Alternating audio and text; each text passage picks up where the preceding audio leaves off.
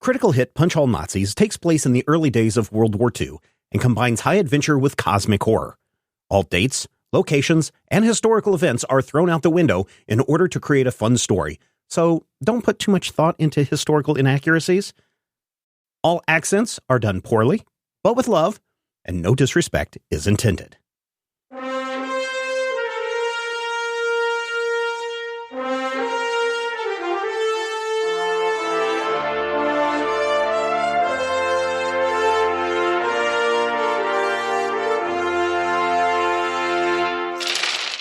Last time on Critical Hit. Well, we better get going if we're going to get to the Forbidden City. It's actually called Amun Rahim. What's she doing here? No, it's true. I read about it. Come to my house tonight. They want to cross the street from the well. You have walked through the village, and there have been a few people that have spotted you through their windows, through the glow of the windows as you pass by. As you approach the, I can't remember if he's the mayor or if he is the head man of the village, but you approach his door and you knock, and he opens the door and he goes, "Welcome, welcome, come in, come in, come in." And he's ushering you in very quickly. You go into a small, this is a mud and plaster building. It's small. It's not big. There's a main living area that has a fireplace, a fire going. There is a table and chairs in the middle of the room. You can see a couple of a very small hallway that goes back to a couple of rooms in the back. One of them, presumably a bedroom or a bathroom, and then a set of stairs that go up to a second floor, and also presumably to a third floor terrace or rooftop area where people might sleep at night if it gets too hot at night. But of course, right now in November, it's rather chilly in the desert. The man has a number of other family members there. He's got a wife. There are 3 or 4 children of various ages running around, including the child that was selling you watermelon in the street earlier in the day. There's not a whole lot of room, but there's a place for people to stand or sit if you so desire. Dr. Smith says something in Arabic to the man, and the man responds, and then Dr. Smith turns to you and says, "Any of you speak Arabic?" Talks an eye to Dutch. Only enough to get into trouble. Okay, well, he speaks very poor English, but I think we can figure this out. And then he kind of turns back to the guy, and I will just translate for the sake of translation purposes here. You all put a babelfish in your ear, and you hear the proceeding happening. Dr. Smith is talking to the man. He's like, "Look, we are wanting to get into the sanctuary. We believe that there's something there, an artifact there that belongs in a museum." "Oh no, you must not go to the sanctuary. It's a very bad place. Very bad things are happening there." And because you guys can basically understand, or that Dr. Smith is translating for you, if anybody has questions, comments, etc., feel free to jump in. "I don't think you understand, sir. This artifact is very precious. It doesn't belong in the hands of those monks. Really belongs in a museum." "I understand what you're saying, sir, but seriously, this is not a good idea for you to bother them. It's a very, very evil place." "What do you mean, evil?" Well, you have to understand that this is a story that's been handed down from my father and his grandfathers before him. 5 generations my family has been here, and even then they said 150 or 200 years prior to that the people in the sanctuary, something happened. The monks became a lot more secretive. At night, we could hear strange sounds, chanting, all night and quiet all day. He kind of looks around. the desert has claimed more of our lands. Not as much growing, and I think it's because of what they're doing. Do you think the artifact has something to do with it? I don't know. I've never seen or heard of an artifact, but I don't know. It's a very, very bad place, an evil place, as I've said. And you hear the little boy that sold you the watermelons earlier in the day goes, "I've been there, Father. They're very nice." And the man is like, "What do you mean?"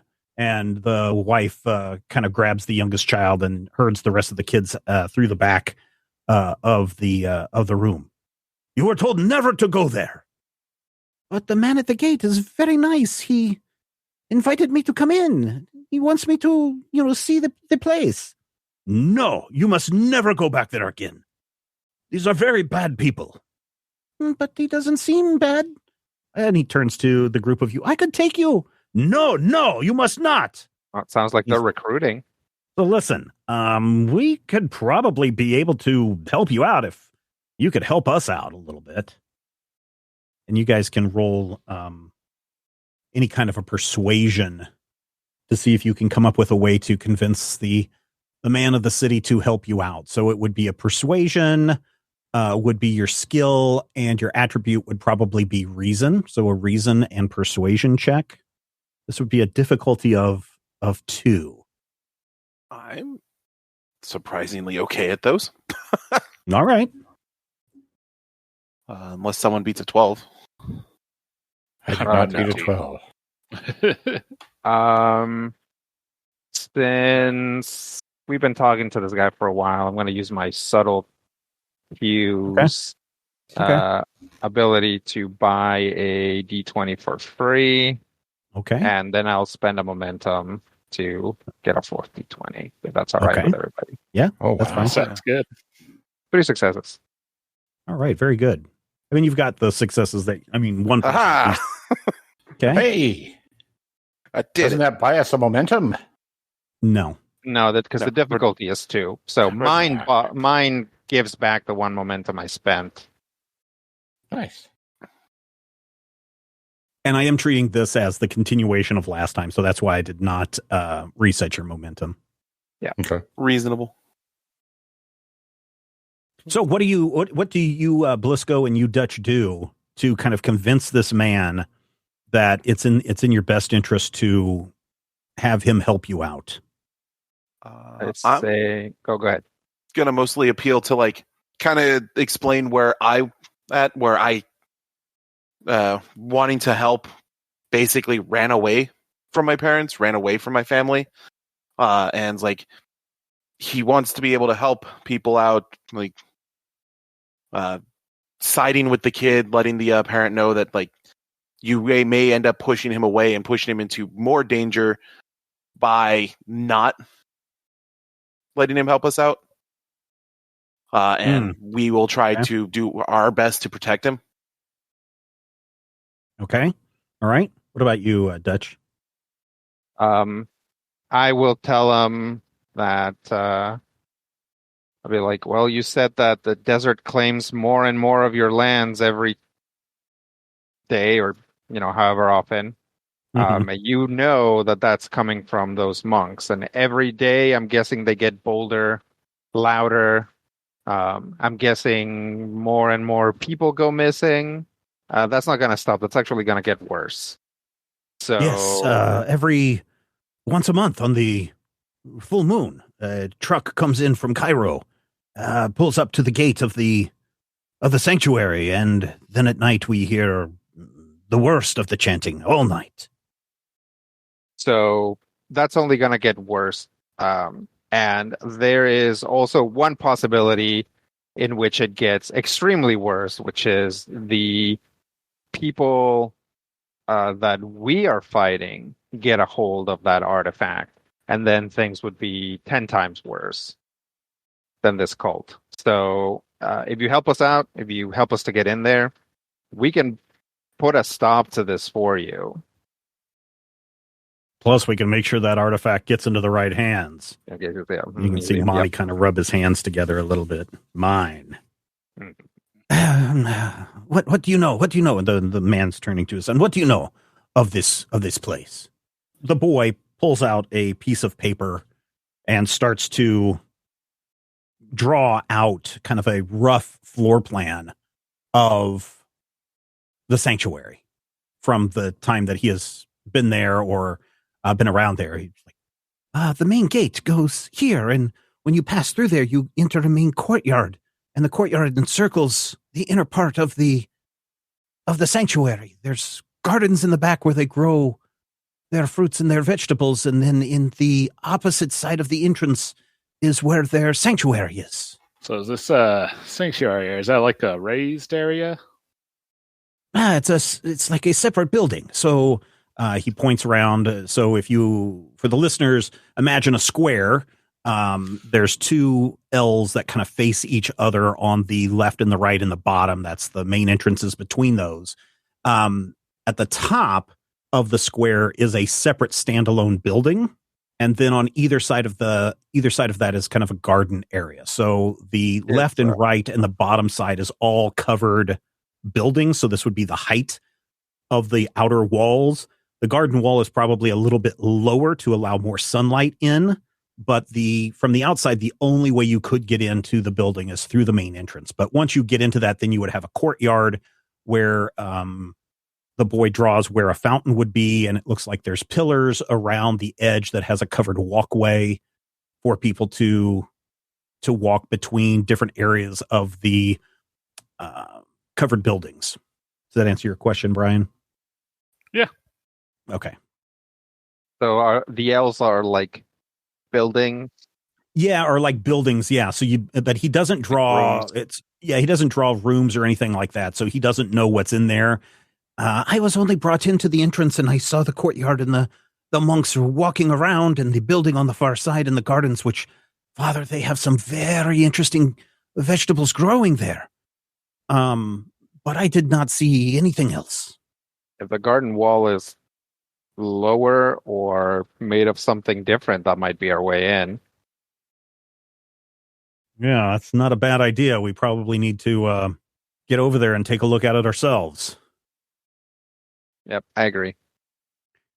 The man sighs heavily. I do not think that this is a good idea, and if you screw up, then it could be even worse for our village. With all due respect, I don't think that's true. We're a bunch of foreigners, and if they decide that because we were here, now they're going to kill all of you, they were probably going to kill all of you to begin with. Well, is the map sufficient? You do not need to involve my son anymore. Nope. I feel that's fair. Yep. If you're going to put a stop to this great evil, you need to put an absolute stop to this evil. Yep. We are going to try to take away the main source of their power, and I'm sure we're not going to get out of there without putting a few bullets in the majority of them, so... Okay, very well, then. May the gods bless you. Oh, thank you. He You as well. kind of quickly ushers you out of his house. Yep. It is nighttime. It is growing colder. You're standing in the middle of a village.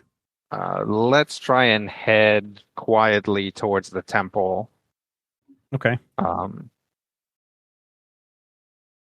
If that's all right with you all. I'm guessing when we went in at night, we are like armed and stuff. Like we're basically ready to go. Are you? Did you come into town armed? I figured I would have. Okay. So, what did you bring with you? I brought the following. Okay. A Lee Enfield rifle. Okay. A pistol. All right. A comfy parka. Okay.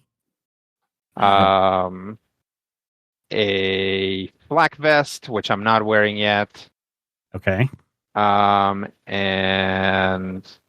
I think that's it. Other than, my magical dilettante bag, which has an amorphous mirror and wrench and lighter and whatever else Sure. might come up.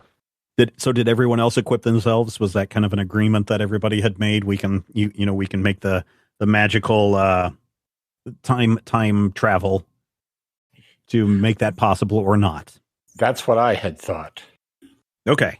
All right. So that's kind of important. It's kind of important because otherwise you guys are going to have to walk a mile and a half back to your truck. Did anyone bring the heavy? Because I have a Lee Enfield rifle. I didn't, because I'm going to be a lot better on a rifle. Yeah. And also heavy weapons are like the M119 though is.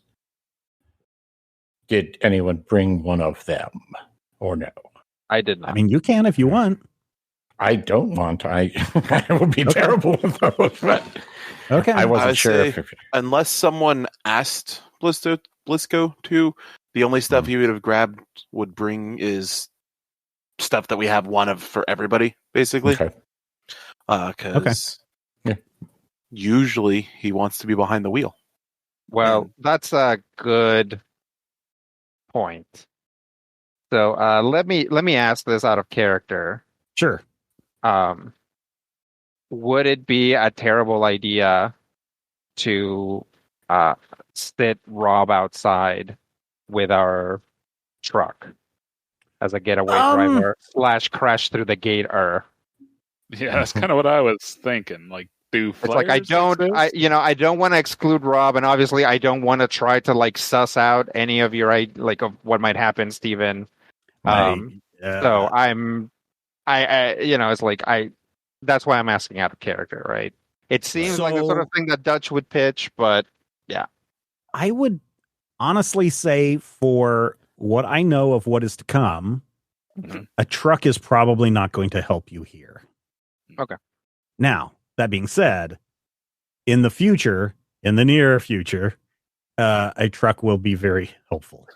In the not too distant future. Not too distant episode or two from now, a truck might be helpful.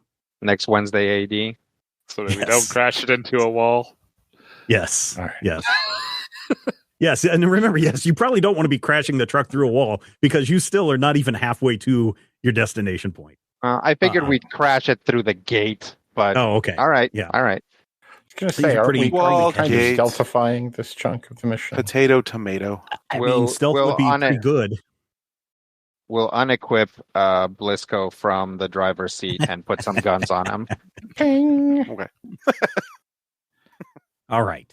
So nobody's bringing any of the heavies. Nobody's bringing any of the heavies. So rifle, particularly geared towards heavy weaponry. Yeah, and at least two of them I think are affixed to the truck anyway. So yes, the M119s were not affixed to the truck, which is what I was wondering. But I think also the only one of us who had any real capacity to use them would have been Blisco. I mean, to use them with any semblance of skill. Am I somehow our best fighter just by being very coordinated? Possibly. I'm pretty coordinated, but that's my specific things are geared more towards shooting someone with a handgun, basically. I'll stab you in the neck with a scalpel when you're not looking. Yeah. I don't have any bonuses to shooting, but I'm just real coordinated over here. Yeah. Mm-hmm. I thought I had written down everything on my end that you guys had, and the only heavy weapons are the ones that are on the car. I don't. Okay. I don't. Don't we have one semi or automatic? You have the option to take you have the Browning automatics, but those are not the Brownings are not heavy weapons. Okay. That's what was throwing you. Those are. It would tell you if it was a heavy weapon. On there. So I just have a list of the things that the group has. Yeah, and my brain looked at those Lee Enfields, and then the Browning M19s are bigger. Yeah. No, you don't have any. You don't have any heavy weapons. If you look on your truck, on your desert patrol vehicle, you have the Beaufort cannons, which are heavy. You have the Lewis machine gun, which is heavy. And then you have the boys anti-tank rifle, which is heavy. All right. So you're all standing in the middle of the street, and you should be able to see the little rough map of the city of Alcibira, and you can start marching or walking or stealthing. In fact, why doesn't everybody just roll me some stealth to see how stealthy you are down this? So that is what? Agility plus stealth? Sounds like a wiener. Agility plus stealth? Oh, boy. Or is that? Yeah, I think so. That makes sense. Is it agility or is it coordination? I think it's coordination. Definitely coordination. I would very much prefer coordination. I think coordination would be better, but I think agility is where we're needed here. I'm only going to make it a difficulty of 1. Are we getting close right now, or you are getting closer to the sanctuary? You can see it now as you move through this section of town. You notice that there's a lot more empty buildings, a lot more boarded up homes.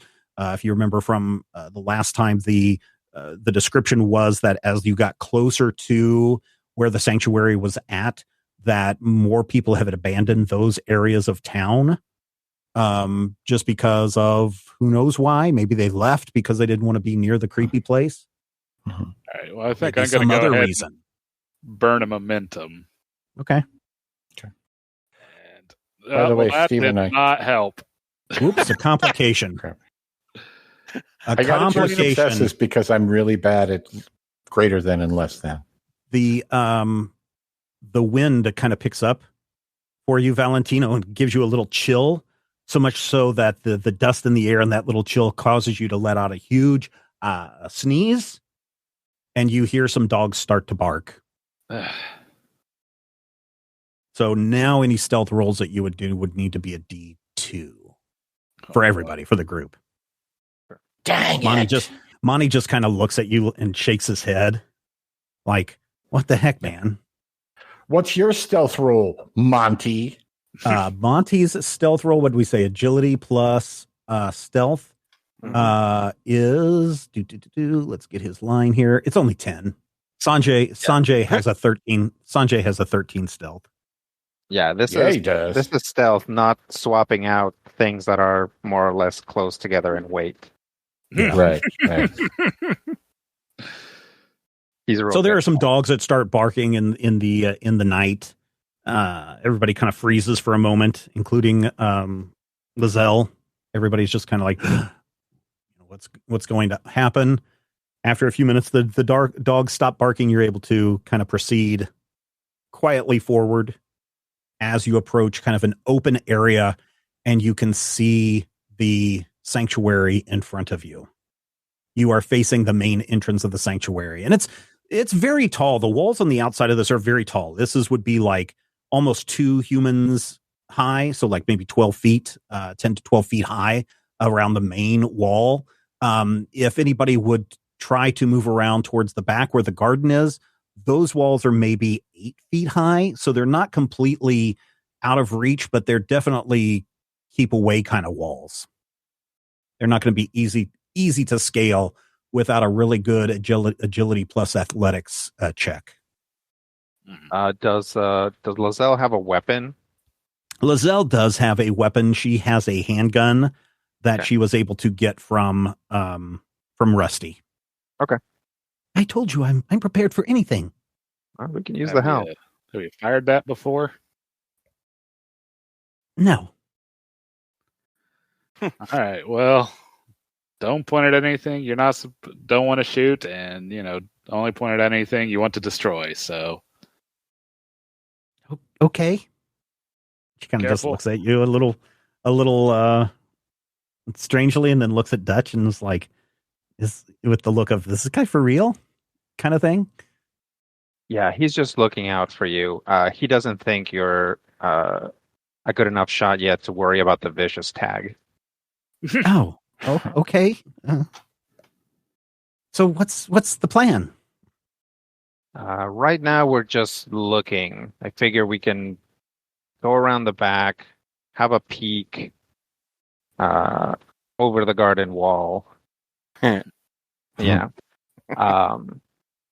And then go from there. Okay. So all along the outside of the building, there are windows, but the windows are set up high, almost like there would be transom windows in a house. I don't know what the oldie timey word for transom windows would be, but the windows are set up very high. The windows are not set up for people to be looking out. They are very utilitarian, letting light in kind of windows, and they all appear to be closed around the outside of the building. The main entrance is a very heavy wooden door. Like each plank in the door is probably 10 inches thick. So it's a very heavy door. You can tell that probably this is a single-story building, but the upper area, the reason why the walls are very high on the outside is maybe at one time this was a means to defend the sanctuary or the mosque or whatever that it used to be in the past. It's been here for a very, very long time. So there's probably areas on top of this where people would have positioned lookouts or people with guns or whatever. It's relatively impenetrable, but who knows? It's nighttime. It's a small community. Maybe they don't leave their front door unlocked. I don't know. As you move around, so you don't really have a real difficulty moving around the side of the building. But you do want to be careful. It is very quiet. You don't hear much of anything, but you do get to the garden, and again, it's a wall, but it's only about 8 feet high. So if someone wanted to stand on someone else's shoulders, you could peer over the garden wall. I'll give someone a boost. Sanjay quickly scrambles up your shoulders and peers over the edge. It's a garden. Trees and stuff. I don't see any lights. So you guys are on the upper right. So this would be the lack of a better direction. This would be the northeast corner of the garden or of the sanctuary. Okay. I don't see any lights. Doesn't look like there's anyone home. Well, that's probably good. At least helps us to get in. And then he hops down. Okay. All right. So we going in? Any of us have rope? We can just hop that. Like, I'll give somebody a boost. That person can stay up and help people up. Okay, everybody can give me. About? Yep, yep. Everybody can give me an agility plus athletics check for climbing the garden wall. This will be a difficulty of, let's see, if your agility is less than. Well, everybody's agility is less than 10. I was going to say, if everybody's agility is less than 10, then it will be a D2. But if it's over 10, then it's only a D1. So Sanjay has no problem getting up over the wall. He's up there on top. He reaches down a hand and pulls up Lizelle next, since she's light. But everyone else needs to roll an agility plus athletics D2. Okay, everybody take a momentum. Yeah, that's what I was going to say. We've got 6. All right. Ah, crap. Are you the shortest of everybody, Blisco? Are you the shortest? I might be. Okay. So you have a hard time reaching up to grab like Monty's hand as he's trying to pull people up. So you have to do a little scrambling, but eventually you are able to make it up. You probably need to have like Valentino kind of push you from below and lift you at the same time, but you're able to make it over. Let's see, Valentino, he's able to grab a hold of Monty's hands, and he jumps up and reaches over, and together Monty and Valentino pull up. Carlos has no problem getting up, and then everybody helps Doc come up as well. And then you kind of do the reverse. You kind of all help each other down the other side. Even though it's only 8 feet, it is nighttime. It's dark. You don't know what's down there. You can tell that there's vegetation down there, but you don't know if there's rocks or anything like that. So you do need to be a little careful. Fortunately, as you all step into the garden or make your landing into the garden, the full moon comes out from behind the clouds. You are standing in, and so you are standing in a garden. It is a very lush garden for as arid a climate as you are in. Some of you had commented that you were rather surprised that there were watermelon that were being sold in the marketplace, but here there's olive trees, there's a date tree, or a palm tree. There's melons, there's, all sorts of fruits and vegetables growing on this patch of the garden. You imagine that if there's a garden on the other side of the sanctuary, which you're also standing next to, that is probably just as lush as this area is. There are a couple of fruits that none of you can really figure out what it is. It looks really odd. It's got a weird kind of like a pinkish purplish color to it. It's kind of spiky, but you guys have never seen anything like this. There is an exit out of the garden to the south, which looks like it's a covered walkway leading into the to where the building proper is, and also into the courtyard. Do those plants have teeth? No. None that you can tell in the full moonlight. Let's try and hug the wall as much as we can. Coming out of the garden, we should be able to just whip around to get into the sanctuary. Yeah. Well, I'll keep an eye on the courtyard too. So here is a better look at what you guys are able to see. Now, I'm not going to do a fog of war or anything like that because I don't think that's good for you or me or the listeners at this point. Mm-hmm. But you are coming in from this south area, kind of hugging the wall, and you can see that there is indeed a courtyard with some trees. Looks like more olive trees in the middle of the courtyard, 4 in each corner. And in the middle of that is a well. And so there is a walkway all the way around the outer portion of the courtyard. And you are all in this area up here. Okay. And this is a top-down view? Yeah, this is a top-down view. Okay, so I'm looking at that top thing, and for some reason my color sense is making it into a cross, and I'm trying to... Well, I mean, it is a sanctuary, right? But we never said what denomination, but it is a sanctuary. Yeah, it's like the T across the cross is like an altar. It is a slightly different color. Okay. Yes. Okay. Yeah.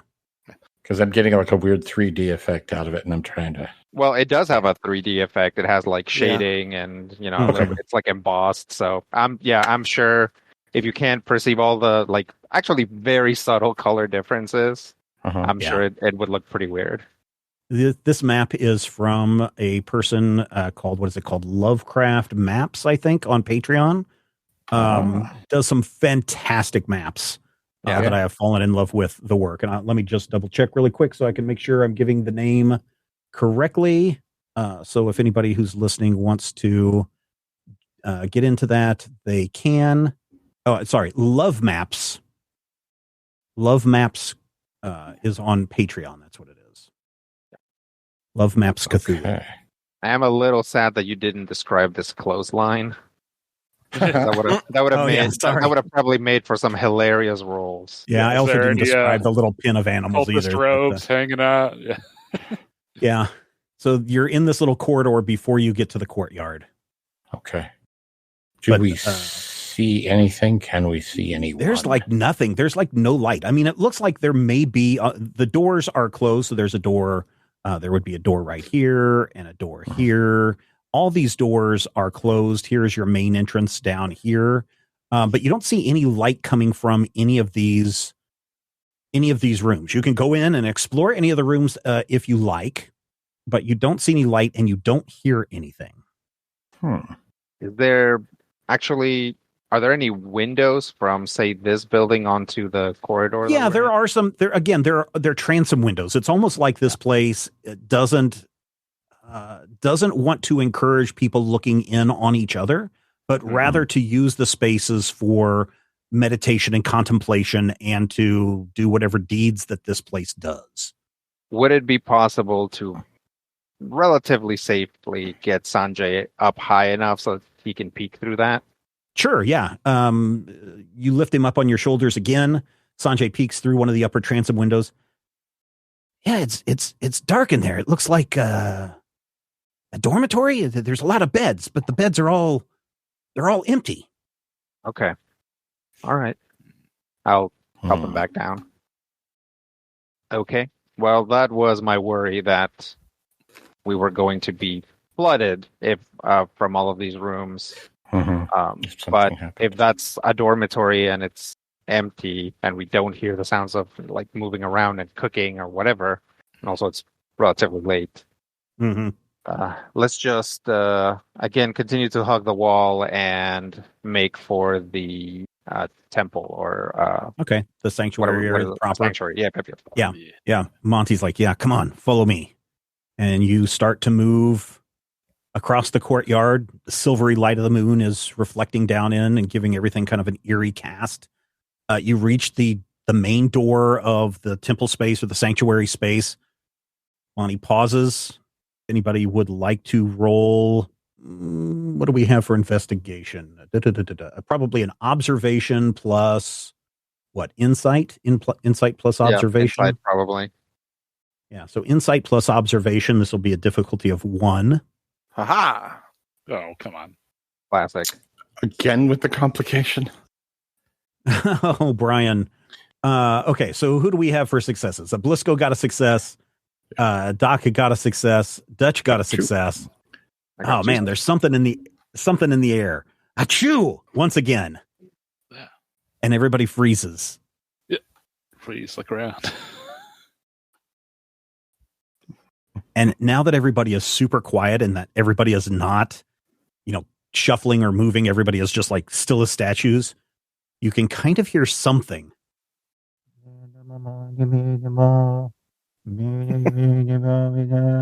It doesn't sound like it's coming from the other side of the door. Maybe it's hard to tell where it's coming from. It's so faint and it's so quiet. Dutch is gonna pull out like a handkerchief and just hand it to Valentino. Sheepishly nods. Yeah. You guys hear It must that? be very quiet. Let's peek in and see what's in here. That's weird, Brian. That's exactly what that chant sounded like it said. Let's begin. Well, let's peek. Weird. Oh, let's peek in. Oh, I thought you said let's begin. Okay. Well, you guys slowly open up the sanctuary door, and there's a very loud as you open it up. And you all look in and see nothing. There are rows of seats, of pews, leading up to a main altar space. And on it is a covered something. And Monty rushes in. That's got to be it. Come on, Sanjay. And he's rushing towards the altar. Lizelle's, wait, no, please, don't stop. But he is already well into the sanctuary. All right. I'm gonna keep watch out the door the other way. Okay. In case there's any signs of company while he's rushing. Yeah, Valentina's keeping an eye out. Then I'll move towards the altar, but Main altar? Okay. Yeah, but slowly.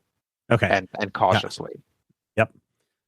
So everybody else goes in except for Valentino, who's standing outside. Monty gets up to the altar, and it is something, it's hard to tell, but it is covered with a cloth, a purplish cloth. And Monty goes over it. He approaches, once he gets up to the altar, he starts to walk around it very gently, very cautiously. He's looking around to see if there's any triggers or traps.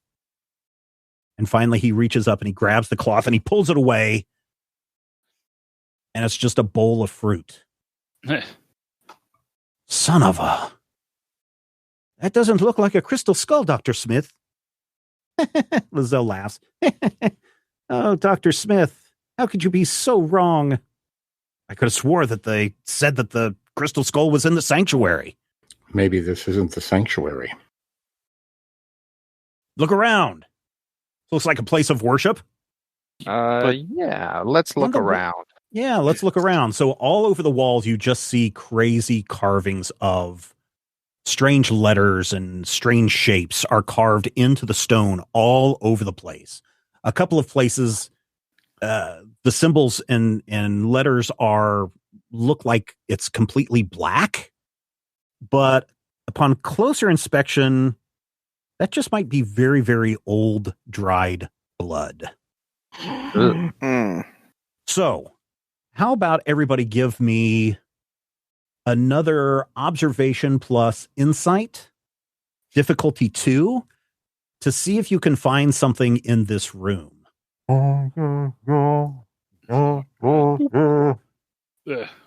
Yay. I did it. Blisco succeeds. Valentino is not having a good time of it. Something's in his eye. Yay. Oh, Carlos does really super good. Well, that's the 2 seconds. You said it was dip 2, right? Yep. Mm-hmm. Yep. So got my 2 in 1. Yeah. Everybody got 2. So, Carlos, since you got the 1, a critical success, what do you think that you find as you're poking around in this room? Well, since we hear chanting, but it doesn't seem to be originating from here, I would imagine some sort of hidden door, or like. And where do you think that would be located, and what would it look like? Under the altar. Yeah. Okay. Probably not. I mean, I don't know. I don't know what these guys would do it, but is that red thing all the way across? Is that carpet? Yeah, that's carpet. Yeah. So probably as Dutch is walking, he walks across it and realizes that there's like a different noise when he steps on a particular section of carpet. Okay. And what'd you find? Says Monty. Yeah, he just Dutch will immediately wave at anybody who is standing on the carpet to get off, and flip it, or just pull it to see if there's a trap door of some kind. Sure enough, there's a door of some kind. Yeah, like a big cellar door right there in the middle of the area behind the altar. It looked like before you ripped the carpet off, it looked like the trap door was attached to the carpet so that you could pull the trap door shut behind you and the carpet would slide back into place. I don't know if this is going to lead to some place that's hidden from the rest of them, so we might just be heard immediately or seen. So everybody get ready. Okay. Are you going to leave Valentino out in the courtyard? No, we'll wave him over. So you open up the trapdoor in the floor. It's very heavy. And when you pull it away, you see stairs leading down into the darkness, and you can see light, a bluish light, as well as orange, kind of like a fire-ish light coming from the place below. Okay. Does Monty kind of still insist on going first? Yeah, Monty goes first, and Sanjay, being Sanjay, follows right behind him. And you follow it down until you find a underground cavern. And it looks like there's a kind of like a big lake of water down here. Down at the very bottom of the stairs, you can see kind of a higher platform of stone, and you can see on that stone another altar where sits a giant blue crystal skull. And how giant are we talking? We're talking about basketball size. Okay. And in front of that is like a high priest in white robes, and his arms are raised and he is chanting. And behind him on this raised area of stone is a man in red who is assisting the monk. So the high priest. So this must be a priest's assistant. And then all around the base of the altar are, I don't know, cultists, people that are worshiping. If the priest says something, they all chant it back, and they all seem to be under some kind of a sway. They're all swaying back and forth, but they're also enthralled and just really into whatever this high priest is performing. Down at the bottom of the stairs, you can see masked figures, guards, and their dress is very similar to the people that accosted you, the thugs that accosted you when you first got to Cairo. They all have blue-tipped fingers. A couple of them have swords, and they appear to be standing guard over this Different altar. No, not over an altar. They're just over they're whatever this priest is doing. Mm-hmm. This ceremony. They're kind of overseeing it and guarding this. At the base of the altar, all the way down, there's another set of stairs that go down. And at the base of this, chained to a wall, is a young woman. And she appears to be somewhat drugged, but she is chained by her wrists to the base of the altar. You can place yourselves anywhere between Monty, Sanjay, and Lizelle. The priest, the high priest, continues to do his chants, and the other cultists continue to follow in pursuit. No one seems to be paying any attention to you at the moment. As Monty reaches the base of the stairs, he holds his hand up and he leans to Valentino and he's like, "There it is. The crystal skull. We need to get it at all costs." And we enter combat. You all have the option of going first. I mean, I'm good for letting Monty drive. Yeah. All right. Do we have a count of the cultists? It may be a little hard for you to see. I apologize, but there are 1, 2, 3, 4, 5, 6 cultists, plus an apprentice priest and a high priest, and then what is it? 6, 1, 2, 3, 4, 5, 6, 7 guards or thugs. Okay. So Monty steps down. He steps down and he pulls a gun from his pocket and he fires it up into the air, which instantly the guards get startled. And he's like, "All right, I don't know what's going on in here, but this is going to stop right now. That skull belongs in a museum and I'm here to take it." Good turn. Yes, very good turn. Way to go, Monty, you dumbass. This guard instantly turns around and he rushes over to Monty, who's standing there, and attempts to restrain him, punch him in the face, but he misses, and Monty is able to step aside. So in the hand-to-hand combat, this man is a hand-to-hand combat. He's got brass knuckles. If your counter roll exceeds or beats the other person, the attacker, you have the ability to either attack back or move out of his close combat, which is what he did right here. So there's a guy right there by Monty. There's a guy right there by Monty, and it looks like, who's this? Valentino right here, and Sanjay right here. Oh, that's Bug Eater. Okay. So do Monty or Bug Eater block There's no line of sight. No, not here. Okay. So I could shoot that guy. Sure, if you wanted to go next. I think I will try and shoot that guy and see what happens. Okay. So what are you going to shoot him with? I'm going to shoot him with a Lee Enfield rifle. Okay, so you pull out a rifle and you attempt to shoot him. Now, look at your rifle. Yes. Because if you look at your rifle, you will see that your rifle is a medium range weapon, and you are just on the edge of this being a close to medium range. So you can use the rifle here. It's not going to impact your difficulty roll, but you do have a D2 to roll to succeed on this. Okay. So you're looking at what, a 13? Yes. Rolling the dice. One success. You miss. That it ricochets off the floor and attracts the attention of another guard who starts to move into the area. This one is carrying a sword, and he's only able to move. That's as far as he can go. I'll try to take a shot at him. Okay. Also with the Lee Enfield rifle.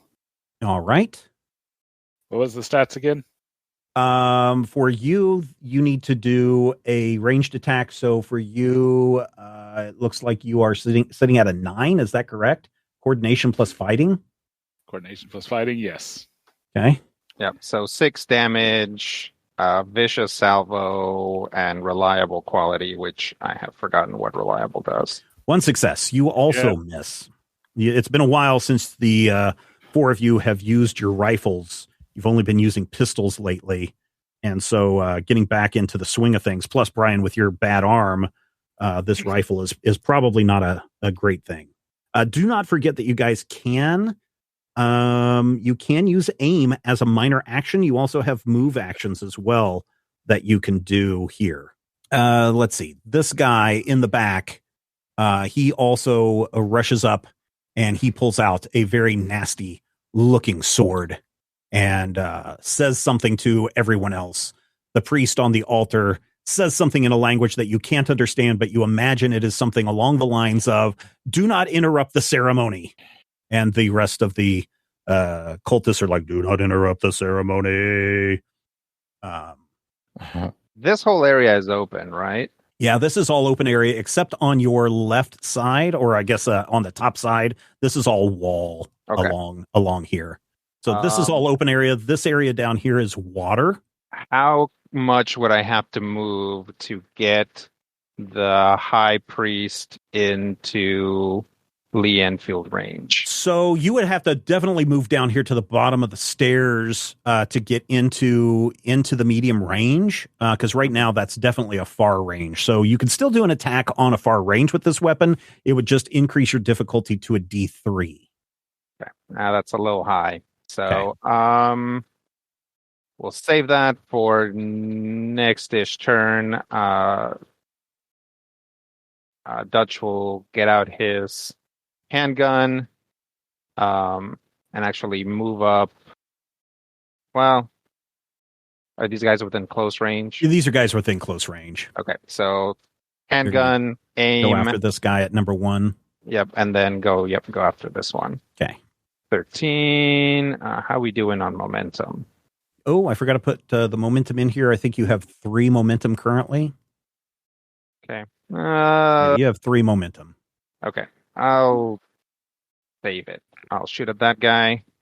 I get a success and a complication. Success and a complication. So you miss the guy, but Sanjay gets nicked on his shoulder with your bullet. Ow! And he's kind of stumbles off to the side here. He does not like that you did that. And he's going to pull out his own weapon and he is going to attempt to shoot this guy. He has a success with his pistol, and the pistols are, 4 damage with the handguns. Yep. And he has two hits on that guy. So he shoots that guy and also clips his shoulder. Sorry. That's okay. But what is not okay is this guy back here runs up and he is also shouting, something about stop the intruders, they're ruining everything. This is no good. But he's not able to catch up to enter the fray.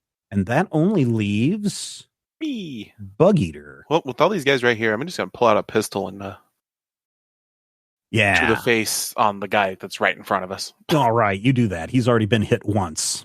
We have 3 momentum. I'll use a momentum on this. All right. Yeah. Hey, 3 successes. Very good. 3 successes. So you get, I'm going to have to stop changing that momentum until after you guys roll. Right. So yes, go ahead and roll your damage for damage dice. My insight gives me bonus damage. Is that just an automatic +1 or is that a bonus? Yeah. So what is your, here? It's a bonus die. So yeah, you would want to throw your bonus die in here. So it's a 5 dice instead of 4. Hey. Nice. Plus an effect. So that's the vicious effect, right? So that's 1, 2, 3, 4, 5. And this guy, you shoot him right in the chest and he goes down. So yes, congratulations, Blisco. You have you've killed a guy, and he's lying there at the bottom of the steps. The other 3 are still standing there, ready to attack you. These two guards and these three guards, including this one all the way in the back, they are more like trying to protect the altar and the cultists that are there. They don't appear to be rushing at you just yet. They want to see what is happening. The person that is tied up, chained up at the bottom of the altar, you can hear her starting to come around with all the noise. She is starting to stir. We will end that round of combat because these other guys are just very intent on completing their ritual or completing their ceremony. So we will go back to the top of the round. You hear a rumble. You hear this, hear a rumble, feel a rumble as the earth kind of shifts a little bit. Everybody kind of falters for a moment, including Lizelle, who takes a step back. She is also going to, I forgot to give her a turn, but we'll add her turn here now. She also fires a gun and she misses, but that's okay. The rumbling of the ground threw off her aim just a little bit, but now she is standing right behind Doc. And we will start at the top of the round. Who would like to go first? Can I say something but not take my turn? Sure. You can say anything anytime. That doesn't count to your turn. Hey, boys, see if you can clear me a shot to that altar. Basically, so I can come like down here and not get stabbed and start firing with my rifle. Right. I'll take aim at the next guy up then. All right. So you're going to go... And I'm going to use the aim action. All right. Because, yeah. Which one are you going to aim at? Are you going to aim at this guy right here who just happens to be number 2? Either of them been hit yet? No. One of them's brandishing his sword. The other one's brandishing... Yeah, the one that is... looks like both of these guys have swords. The one that was closest to you earlier only had brass knuckles. Okay, I'll shoot the guy on the right then, I guess. Or I'm going to use a momentum again because I want to... Okay. And blam. 2 successes. 2 successes. Very good. Which is enough. Roll your damage. Would I want to try and reroll the 15 to get a momentum back? There's always the possibility of getting a complication too, so it's up to you. And do you have any focus in handguns or anything in fighting? No. I have A rank in fighting. I'm only good at this because I'm very coordinated. Okay. Yeah, so it's up to you if you want to roll that. I mean, you did take an aim, but as Rodrigo said, you could roll a complication and good Lord, hit poor Sanjay again. I mean, it's only a 1 in 20 chance. It's only a 1 in 20 chance versus a 12 in 20 chance to get the other success. Yeah, go for it. So that's like 12 to 1. Yeah. Never tell me the odds, kid. You hear Monty say. Ha ha! So you got that momentum back. Yeah. 1, 2, 3, 4, 5, 6. Man, you take this guy out. You shoot him as well, and there is now starting to be a path there.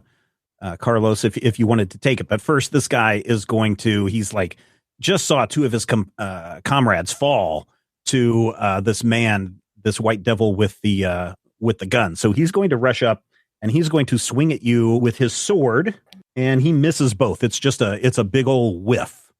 Oh. But he's standing right there in front of you.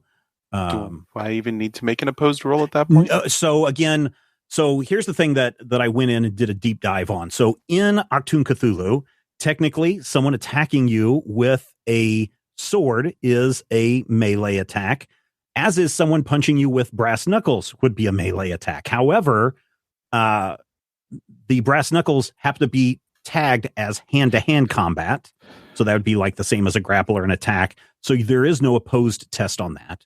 Yeah. But if someone is attacking you with a sword, that's a melee attack, not a hand-to-hand attack, and so it doesn't have an opposed attack to it. So opposed attack only for fisticuffs. Yep. Okay. If that makes sense. Or if they're trying to grab you or something like that. Wrestle you, throw you in the back of a truck. It just gets confusing because like hand-to-hand combat definition could very well be like while using weapons as well. Yes. But yeah. Fisticuffs, that's when you get to roll against someone attacking you. So there's a guy in Blisco's face. Yes, there is. I'm going to shoot him. All right. You can point your gun at him. Are you going to switch out your weapon? No.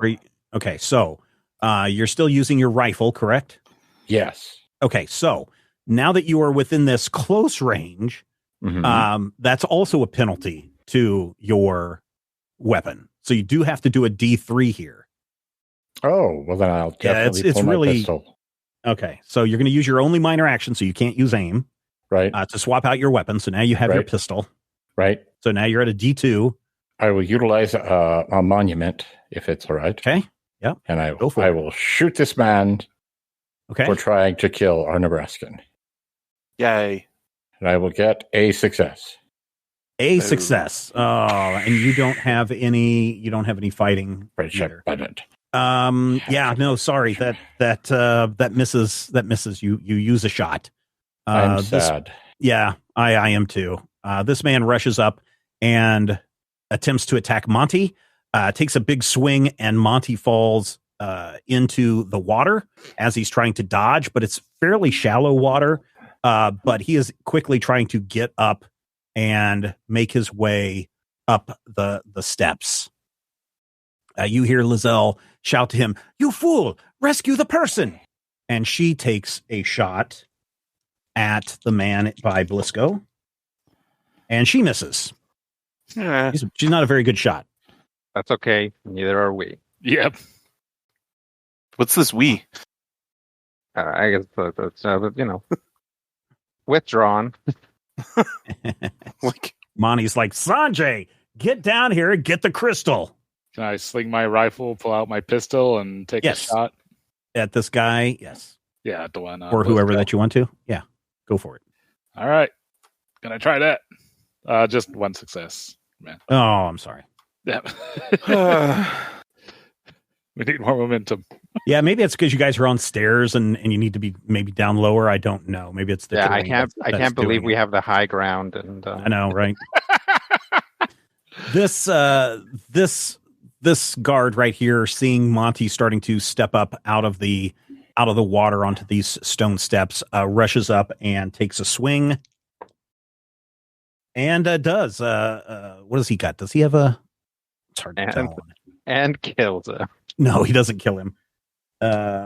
Sword though is 41 damage to poor old Monty. Ow, that hurt. And he's already done his turn. I guess it's just Carlos Yep. and Sanjay. We'll clear a path this turn. Shoot at the altar next turn. So Okay. I'll aim at the guy right in front of Blisco. Okay. With my, I guess I had my Pistol. You used your pistol. Yep, I used my pistol last turn. Yep. Yep. I will take a momentum. Okay. Two successes. 2 successes. Very good. What's your fighting? Your handguns, Rodrigo? My handguns is 2. So Oh, okay. All right. So I not don't think I enough. rolled below it now. All right. 4. 4. You shoot him really good in the leg. He goes down, but he's still fighting. Oh. Yeah. I should have probably re-rolled that 17 now that I think of it. I'll let you re-roll it now if you want to. Okay. Let's see if we can get that momentum back. Okay. Nope. All right. He has gone. This guard steps up to kind of block the way. This guard is starting to push his way through the crowd, and he's starting to come around the other side.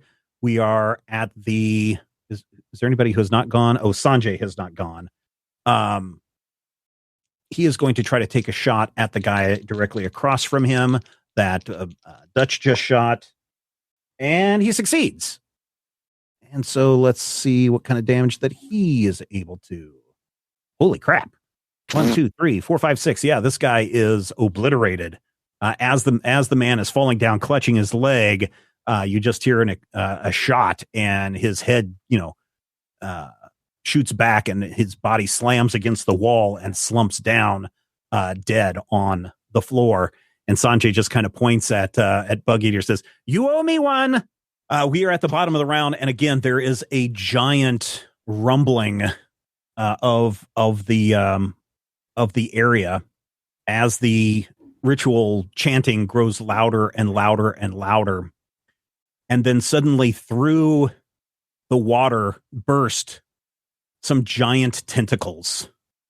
What the what? They obviously must belong to some kind of giant beast who's down lower in the water. And Yeah, there's some tentacles splashing around the water. You hear Sanjay yell, "Dr. Smith, I don't think the crystal's controlling the weather." Just so you know, these tentacles are, I mean, you can try and shoot them, but they are belong to a creature that would be gigantic. And and so none of your weapons will really do anything to it. So there's three things that you can do at this point. You can nugget damage weapons. Yes, you can run away. You can interrupt the ritual by killing all the priests and the cultists and getting the skull. And you can also attempt to disrupt by rescuing the person that appears to be the sacrifice to the creature. Well, Is this guy Lizelle still alive? screams. Lizelle screams. Ah! Yes, the woman is slowly starting to become more aroused and wake up. She sees the tentacles break through the water, and she just lets out a giant scream and tries to back up against the wall as closely as she can. Lizelle is also screaming from seeing this giant tentacles reaching out from the water. Okay. Belisco's stammering, so. Okay. Is this guy still alive? Yes, he is. He's not been hit yet. Yeah, I should have probably also had you guys all do a mental attack reaction, but we will let that pass right now. How is this place lit? Because I'm guessing torches on the walls, and also it appears that there is some kind of bioluminescence in the water that is glowing a weird eerie green, and there is a shaft of moonlight coming in from the top of the cavern, which now that you look up, it's the well from the courtyard is shining right down into this area. Okay. Okay, so here's what I would like to do and accomplish. Okay. I would like to grab one of the torches. Like, this is how I envision it work. Grab one of the torches, throw it in the general direction of the cultists. Presumably they might have some supplies down here. Basically, what I want to do is create more light over where the cultists are to create the truth, like more light or bonfire or something, so that it can drop the difficulty of hitting these guys, hopefully to one for a bit. Okay. All right. So yes. So to create a truth, you have a talent that creates a truth, correct? I do not. I have some truths. And some of my talents have truths about me. Okay. But to create a truth, I think I just have to go the way. Basically, you have to spend a fortune, right? You have to spend a fortune to create a truth. I think you can spend a fortune to not. Yeah, so it's just once per round, one more with a fortune, once per scene, is what I'm seeing here. I thought with a fortune you could do it and still act. You can still act, yes, but you do have to spend one of your two fortunes. Yeah. Well, it's. Probably... I mean, I would allow you to do that if you want to. If you want to use. I mean, yeah. You know what? If I can do it and still act, I'm gonna go ahead and do that and hopefully make things easier for everybody in the process. Yeah. So, you are not going to be able to throw that far.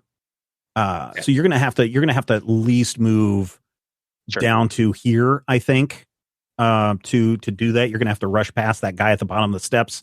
You're gonna have to get close to Monty where he's still climbing out of the water and wrestling with the guy in front of him. At which point you could probably grab a torch off the wall and do your best to heft it over to where the cultists are all standing. Okay, and then I try to do that. So you throw the torch. It flies all the way across the cavern, and it lands right on top of the altar, and then rolls off the other side, landing into some slick puddle of something. You don't know what it is. If it's an oil or if it's some kind of a secretion or something is on the floor all along the base of this altar, but it's flammable. And it ignites and catches fire, and it does kind of disrupt what the cultists are doing. They all start to kind of look around like, oh my gosh, what is happening? We cannot allow this the ceremony to fail. So all ranged attacks are now D1s because Rodrigo has created a truth of let there be light. Does that make sense? Did I do that right, Rodrigo? I think so. Yeah. Now do mark that you have used up one of your fortunes. This was really cool. This was a really cool stunt that you pulled. Yeah. Even one of the guy that was wrestling with Monty kind of just slowly watches the torch tumble in over end and land on the altar, and then he kind of smiles like, ha ha ha, you did not succeed, and then it rolls off and catches fire, and he's like, oh. Well, High Priest always anointing stuff with oil, so yeah. All right, now you can take your shooting action or your ranged attack action or whatever that you want to do at this point. Yeah, so after that guy watches the drama of the torch and turns back to me, I'm already pointing a gun at him and I'll shoot him. Okay, very good. 2 successes, very good. You get a momentum back and roll some damage. Wow, you certainly blew that guy out of the water. Yeah, or maybe into the water. He goes down. Yeah, he rolls down into the water where one of those tentacles reaches out and pulls him under. But he was already dead, so I don't know if a dead sacrifice is any good. Okay. After that, Dutch will say, like, he'll look back at everybody else and be like, well, let's go. Working on it. Monty climbs up out of the water. Thanks, kid. And he steps up closer to here. He pulls out his pistol, or he's got his pistol in his hand, even though it may be a little wet. He's going to aim at the high priest and miss. The alkalite standing next to him kind of ducks down, and he looks back like this is the first time he's seen anybody trying to interrupt the ceremony. Like he's finally come around to, oh my gosh, there are other people here. He pulls out a knife from his pocket and he jumps down off the altar and attempts to attack Monty. And he does not. He actually rolls a complication. As he's jumping off, he steps into this pile of this puddle of viscous whatever it is. And now he's kind of sliding around a little bit as the flames start to encircle the altar. Monty shouts up, "Hey, kid, quit standing around." And Sanjay is like, okay, Dr. Smith. And he reaches into his pockets and he pulls out something it's hard for you to see, but it looks like he's got 2 baseballs in his hands.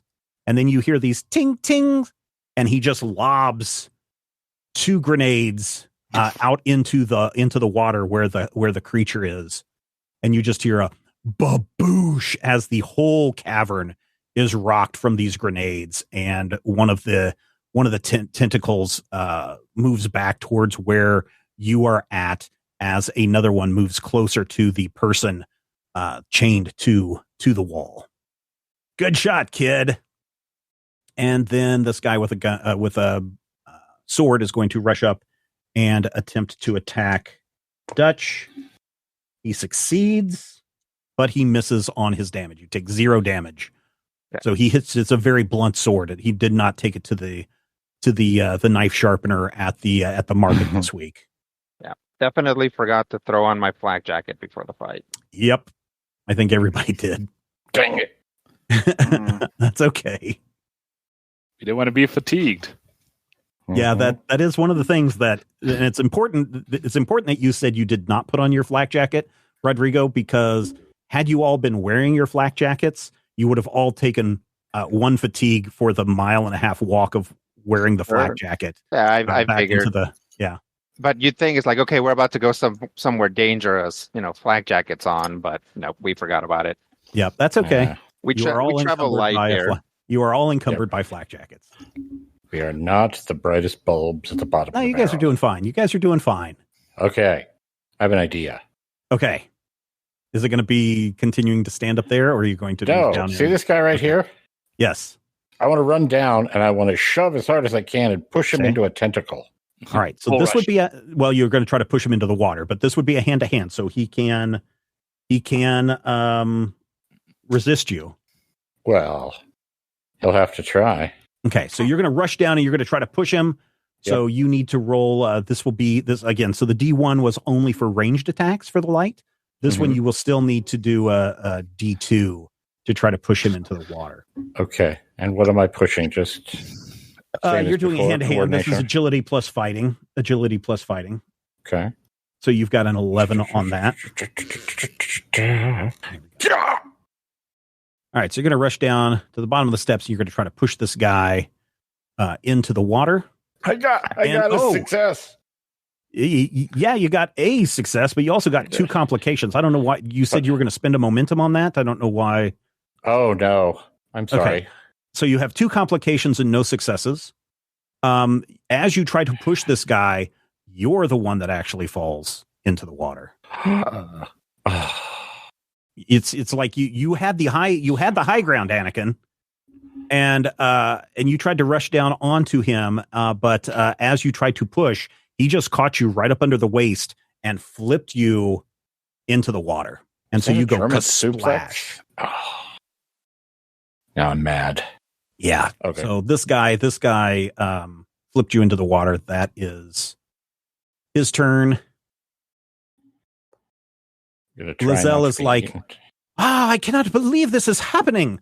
And she rushes down to the bottom of the steps, points a gun at the guy who just flipped Doc into the water. She's going to put the gun right up next to him, and she hits him with 2 successes, even though she only needed 1. So you guys will get a momentum back. 1, 2, 3, 4, 5. Yes. 4, 5. Yes. This guy is dead. He takes an injury with 5 damage, and he goes down. So that is Lizelle's turn. This guy that's been rounding the corner, he moves in closer. And that's it. That's the end of this round. The person on the ledge at the bottom of the... Oh, I'm sorry. Sorry. That's it for the bad guys going this round. Oh, okay. There's still Blisco and Valentino that need to go. I'm gonna. So the lead cultist is still up there. Yes, he's away, doing right? his chanting. His hands are getting higher and his chanting is getting louder. The cultists that are not dancing around the fire on the floor are also chanting and still enthralled by what's going on. The beam of light that's coming from the moon, that's going through the well opening, the light is getting closer and closer as the chanting gets louder and louder. It's getting closer and closer to where the crystal skull is on the altar. I am gonna use my minor action to swap my weapons around. Okay. And then take a shot at the chanter. Okay. So you're going to be using a rifle here? Yep. Okay. Because it should be a medium range from where I'm at, right? You are. You need to move down a little bit in order to get into that medium range. Okay. Or you can do it from here and be a D2, or you can move down kind of like next to Sanjay or next to Lizelle, and then you would be into the D1 range. Would I be able to swap weapons and move around? Yeah. Okay, then yeah. I'll allow here. it. Only because I thought you guys would be like kicking ass. Take a You thought we'd shot. be dead by now. It's kind of, I'm going to say it's kind of hard to kick ass in this system, honestly. It can be at times. It's really weird at times where I'm thinking, oh, I've given you guys too much of a challenge. You guys just blow right through it. And then there's times where I'm like, oh, I think I need to add a few more guards in here and a few more cultists because I think you're going to mop the floor with these guys. And then it's like, nope, you missed the first whole round of the combat. Yeah. We're at D1, right? Yep, D1 right now. All right. I'm going to go ahead and use a momentum and Okay. take the shot. Okay. Hey, Nice. got the momentum back. 2 successes. Yep. All right, you may roll damage on your rifle. It is 6 dice plus whatever bonuses you might have. You don't have a Insight. You don't have a. Yeah. Yep. He's got a 1 Okay. to insight. Yeah. Okay. Yeah, you do. Okay. So 7 dice then.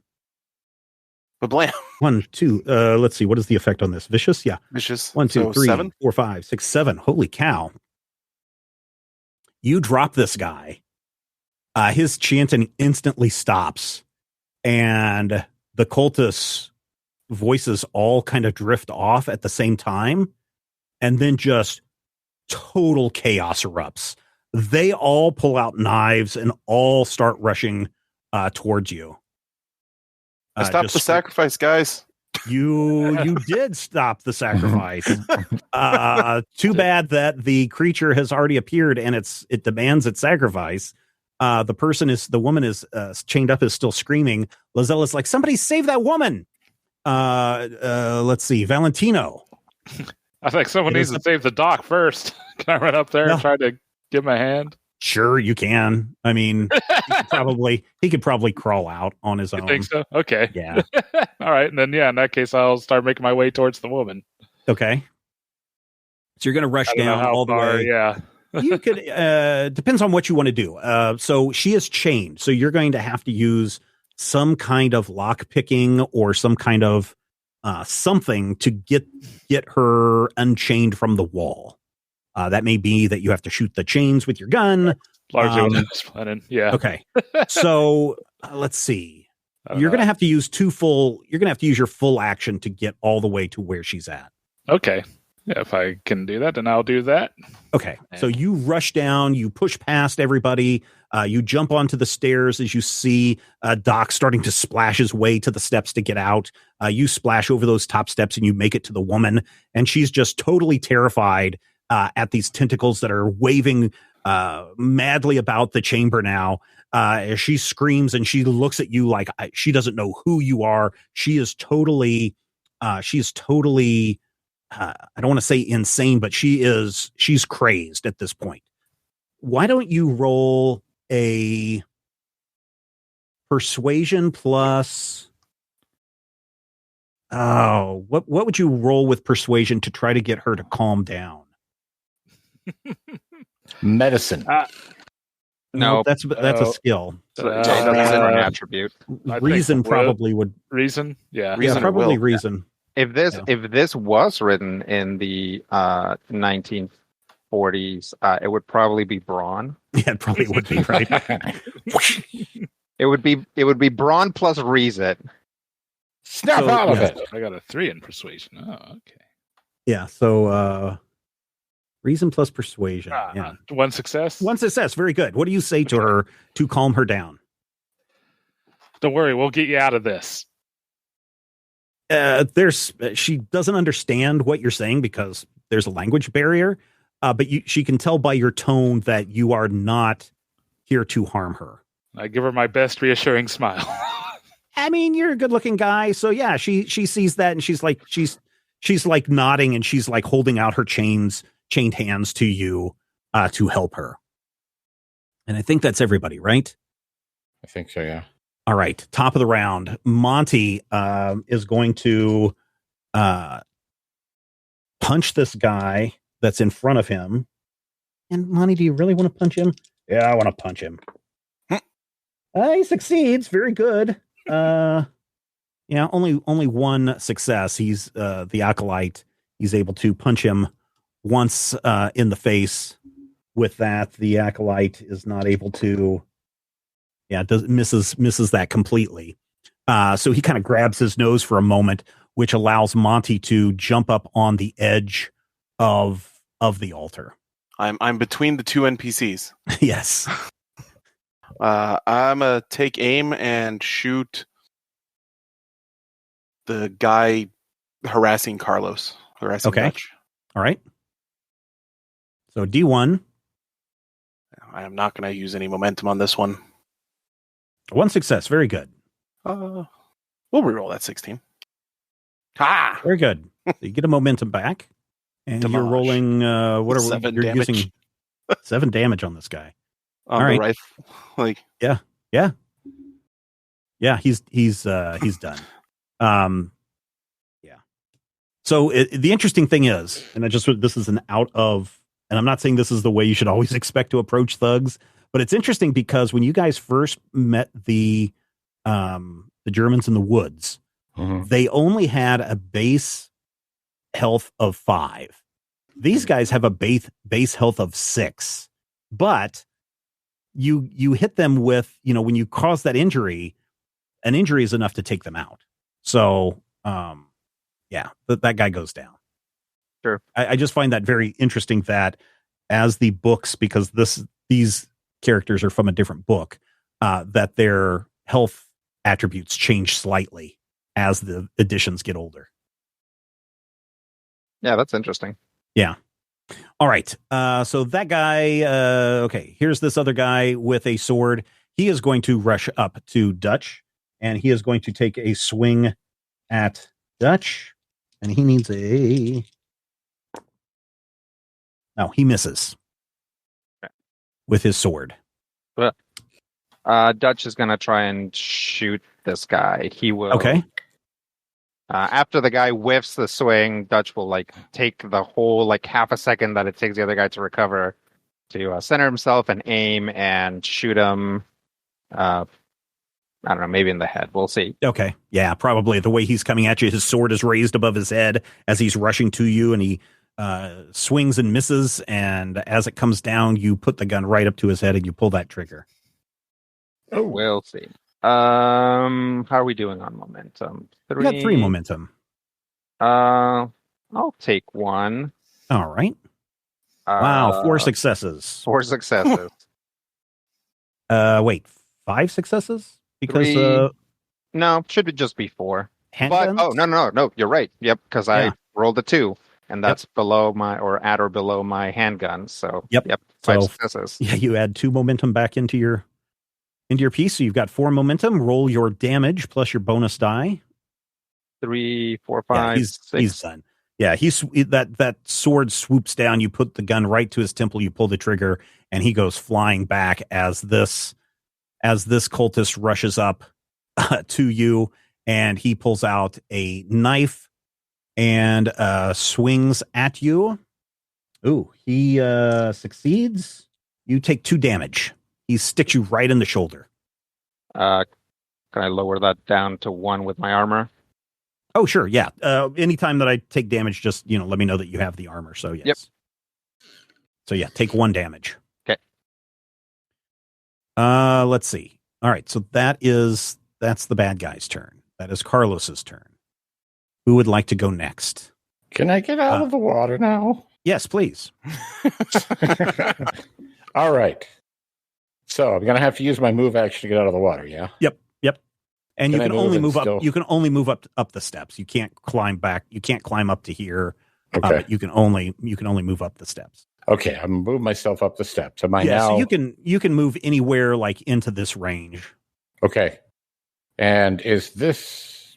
That's a bad guy. Here? That's the apprentice cultist, the apprentice priest that Monty punched in the face. So he is in short range. He's not in my long range. But if you wanted to shoot him with a pistol, you can. I would like to. Now, am I able to aim if I move? Sure. I would like to aim. Woo-hoo. I've never aimed before. Yeah, you have. No, never in my life. I don't even know how to aim. All right, so I'm going to aim, and I'm going to hit something for perhaps the first time since our first battle in the Ardennes. Are you guys ready? Don't start chanting yet. Let's see it. Om Chori Koriom Skapow. 1 success. 1 success. All right, so you may roll damage. So you have 5 dice that you can roll on this. Okay. 4 damage. Dang it! He is still standing. Foo. That's okay. You shot the guy. Can I shoot him again? No, your turn is over.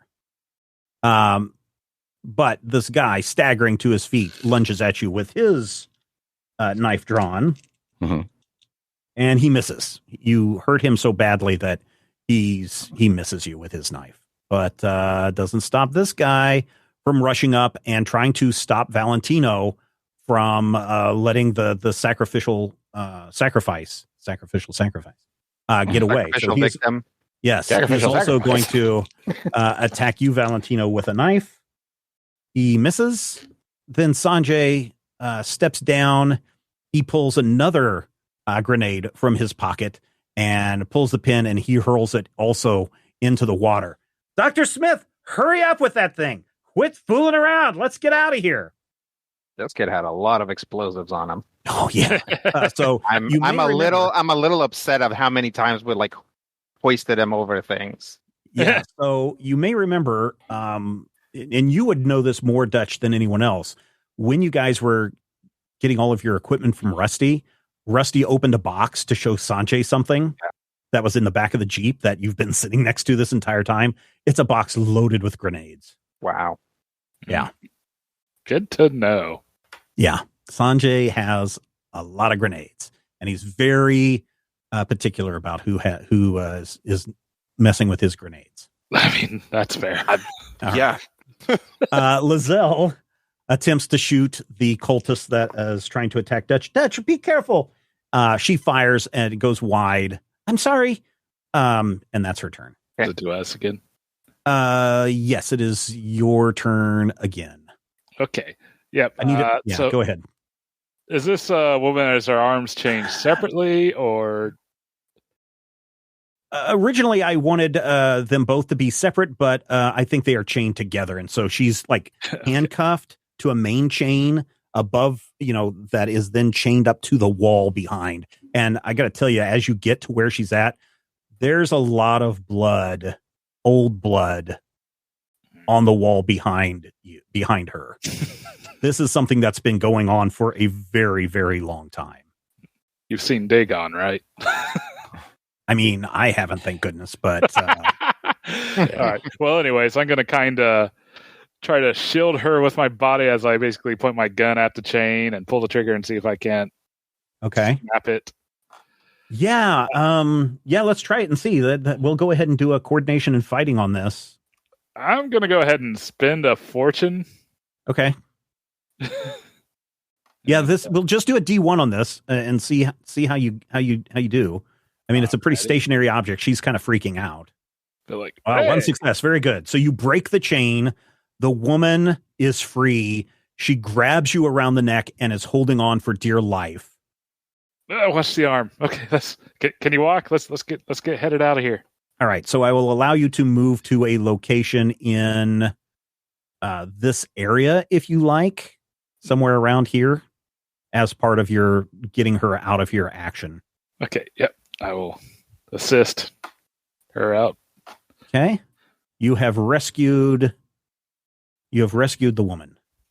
This cultist that is standing next to the altar and standing next to Monty is going to take a swing at him with his knife that he pulls from his pocket, and he misses.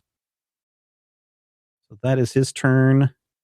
And I'm going to just move one more. This one's going to rush down because he sees the sacrifice being carted away, and he looks like he's in pursuit of you, Valentino. I'm going to take aim and shoot that one. The one that's rushing towards them? Yep. Valentino just saved the victim, and they're trying to stop that. What gun are you using? Am I able to still use the rifle at this range? You can use the rifle at this range, yes. This is the perfect range for the rifle. Okay. It's then a rifle range. I'm going to take aim and... It's Wabbit season. Shoot again. Okay, you only need 1 success, and you get it. Got it. So roll 7 dice. Blam. Blam, indeed. This guy goes flying back, dead as well. And Lizelle just looks at you like, wow, you are some kind of crack shot. That's the expression she gives you. She doesn't actually say it because she has no words at this moment. Right. These two are going, this cultist over here rushes up behind you, Valentino. And I'm going to let you do the opposed test on this. He's going to attempt to grab the woman. He has, he failed, but you can roll the opposed test, Valentino, agility plus fighting, to see if you're able to move out of the way or attack back on this guy. Take a momentum. Yeah, I'll take that momentum, like he said. And okay. Sorry, what stats am I rolling? Agility plus fighting. Okay, so 9. Yikes. Okay. Actually, all you have to do is beat him on his 2 fails. So really, you only need 1 success. Hey, how about 3 of 3 successes? Very good. Very good. So you have the ability here to either strike him back or move out of his grasp or reach. Would moving out of his grasp move her out as well? Yes. No? Okay. Yes. Then, and you can move up. You can move up to where Lizelle is at. Yeah, let's just do that. Let's just work on getting out of here. Okay. So you get her to the stairs, and Lizelle grabs the woman and says, "Please come with me." And the two of them rush up the stairs and out of this scene. A tentacle approaches the base of the steps. It reaches out wildly. Doc, I need you to do a agility plus fighting. Oh, you're going to have to beat this. Uh-oh. What's my difficulty? It's just you have to beat this roll. I have to beat a roll. So roll a d20? Yeah, 2d20. You always roll a 2d20. 2d20. Then I got to beat my but you can add a momentum on this if you want to, try Am to I get about more. to be, destroyed and sucked into an alternate dimension by a tentacled monstrosity? I mean, it seems like a possibility. So yeah, I'm going to burn a momentum. Okay. I mean, I don't think you're going to be sucked into another dimension. You're probably definitely going to be devoured. Okay. I got a success. All right. What was your success? Yep. Okay. So you miss. I mean, the tentacle misses. So I would suggest that you either move out of the way because you're not going to be able to punch the tentacle. I will move out of the way of the tentacle. Yep. Where are you going to move to? No. Okay. The tentacle then, as you duck, it reaches over and grabs this cultist and pulls him screaming into the water. He's like, no, this is not what I was promised. As he's pulled under the water. He didn't think the leopards would eat his face. Well, the sacrifice to Ulatek can only be done by the. All right. This cultist right here is trying to move, but if you remember, there's this puddle of whatever fluid around the base that is caught on fire. It is caught up to him, and he's standing in it. He is now on fire, and he is going to take a lot of people catching on fire in this game. Yeah, he's going to take a damage. Before they created the fire vaccine in the 60s, that used to happen. Yeah, a lot. that happened all the time. People would just catch fire. He's on fire, but he doesn't know that he needs to get out of the puddle, so he's still running right up against the altar. And I think that's the end of the round. Monty grabs the crystal skull, sticks it under his jacket, and then fires upon the cultist that's standing right in front of him. And succeeds.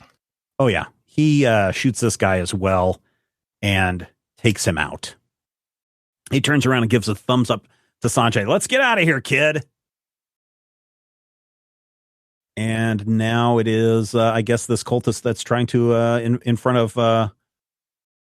Dutch is going to take a stab at him with his knife again, and he misses both times. And that is his turn. The ground is now really starting to shake, as if the proper sacrifice and the proper incantation was not said. And now whatever this creature is in the water is really starting to thrash around quite a bit. In fact, some rocks and stuff are starting to fall from the ceiling and starting to crash all around you. I think it's time to run. So who's going to go?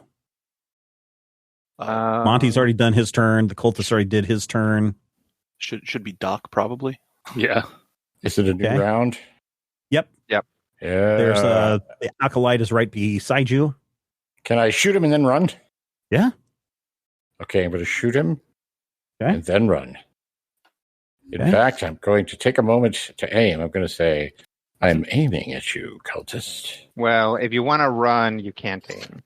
Then I'll just shoot him and run. One success does not. Very good. That's all you needed, because as the truth is that let there be light. There's a lot of flames. Right. In fact, this guy right here is spreading the flames even more, so much that he has become engulfed in the flames and goes down. He's now lying in a burning puddle. So you may roll your damage on this, Matthew. Wow. Is that 8? Wow. Yeah, it is. Oh, wow. So yes, he is dead. He only needed a little bit, but he is dead, and now you may move. I run. How far can I run? You can run up to the steps. Skapow! A giant boulder comes crashing down onto one of the tentacles, and it slinks back up under the water. Sanjay is like, Dr. Smith, come on, come on. And he pulls out one more grenade out of his pocket and flings it into the water with another giant skaboosh, which also causes the chamber to shake even more, and more rocks are starting to fall throughout the chamber. No time for Lovecraft, Dr. Smith. I'll take aim at the cultist on Dutch Okay. and try and take that guy out before he All right. becomes or causes more problem. One success. Very good. Big dumb damage. Nice. You take that guy out. Very good. Monty goes jumping off the altar and is sprinting past you guys. As he passes Dutch, he's like, what are you waiting for, kid? Let's go. And he heads up the steps, as does Sanjay heading up the steps. There's only one guy left, but as he starts to move towards you, suddenly the light that is coming through the well goes dim, and he looks up just in time to see the well caving in onto him, and he is buried under the rubble from the courtyard. You all need to get out of here very quickly. Running. So you run up the stairs. You all get back into the main area. You're inside the sanctuary, the main chapel area. You're coming up underneath. The whole ground now is just shaking as plaster and mud, or whatever is on keeping the walls together, starts to crumble in places. The ground is shaking beneath your feet. As you exit out of the sanctuary, you can tell that this whole courtyard area has sunken in and collapsed into the cavern below. How are you guys going to get out of here? How's the structural integrity of the way we came in? It looks like it's fine right now. Okay. Let's book it. Yep. So you run definitely. back into the garden. There's still a high wall. Lizelle and the captive woman, the sacrifice woman, are standing there. They're trying to get up, but they can't. They're too short to get any height on the wall. Monty rushes up. He's like, "You're still standing here? Come on!" And he picks up Sanjay and just flings him up to the top of the wall. Sanjay lands. He reaches down and he grabs the sacrifice woman, pulls her up. Monty shoves Lizelle up as Sanjay and the woman help her up, and they jump over the other side. Monty looks at you at Doc and says, "Come on, you!" And he puts his hand down for you to do a step into his hand, and he's going to flip you up over the wall or up to the wall. Give me an agility plus athletics D1 on this, Matthew. Okay. Oof. Looks like you're going to have to roll better than an 8. I think I have a 9. I have 1 in athletics. Do you have 1 in athletics? Okay. Yeah. During the retraining, I moved 1 Okay. in athletics. Take a momentum if you want. Yeah. Do you think I need to take a momentum and not die? I'm kind of thinking maybe. Do we have a momentum? You do. Yeah, we got 3. All right. Yeah, then I will take a momentum. Math is really hard. One day I'll know the difference between the less than and the greater than simple. One success, but it's a 1. Successes. Yep. Oofta, we get our momentum back. You only needed 1 success, so you get your momentum back. You hit his hands. He flips you up. He then says, "Come on, Valentino," and you need to also do the same thing. Okay. Well, then I'll also do a success, or spend the momentum, I mean. Okay. And there goes nothing. Hey! Very good. All right. Carlos, Dutch, you're next. I'll also take a momentum. Okay. A success and a Nice. complication. A success and a complication.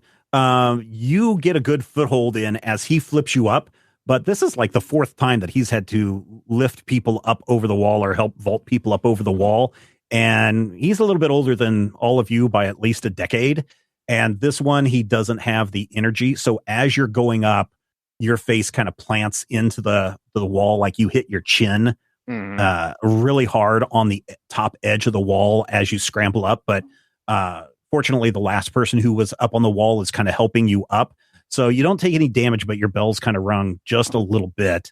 Okay. You're going to have to take any other agility tests, which there probably won't be, but any other agility tests between now and the time you take a rest will now be a D2 for you, or we'll have one more level of difficulty for you because you're kind of little shook up there. All right, Blisco, your turn. I'm going to spend that momentum. All right. So this will be your last momentum, right? Yeah. Nice. You were 3 saying successes and you get 2 back. So very good. So yeah, without a problem, you don't even wait for Monty to get his hand down. He's kind of still bending over and you're just rushing as fast as you can. You just take a leap on his shoulder with 1 foot and you vault over to the top of the wall with ease on that. And Monty just kind of looks up at you like, what the heck? And then he's like, give me a hand. Yeah, throw my hand back as soon as I'm on the wall. Okay, so everybody gets up over the wall, and it doesn't matter which direction you guys run because the ground around you is starting to collapse and fall. You just need to run as fast as you can away from this building site for as long as you can, and you run for a good 30 seconds. And if you look back, the whole building just kind of collapses and falls into itself. And as a sinkhole collapses, the area around it also starts to collapse. So you are running as fast as you can. It feels like the ground beneath your feet is starting to give way. The abandoned buildings in the area start to collapse and fall as well as you just continue to sprint as fast as you can through these neighborhoods, through these abandoned neighborhoods to get as far away from this collapsing as possible. I need everybody to give me everybody give me a I guess I'm going to do I don't want to do an athletics plus agility, but I think I need to do a resilience. Would that be like how long you can run? That would be like your fortitude. Yeah. So let's do a resilience plus will. Okay. Everybody can do a D1 on this. Resilience plus will D1. Okay.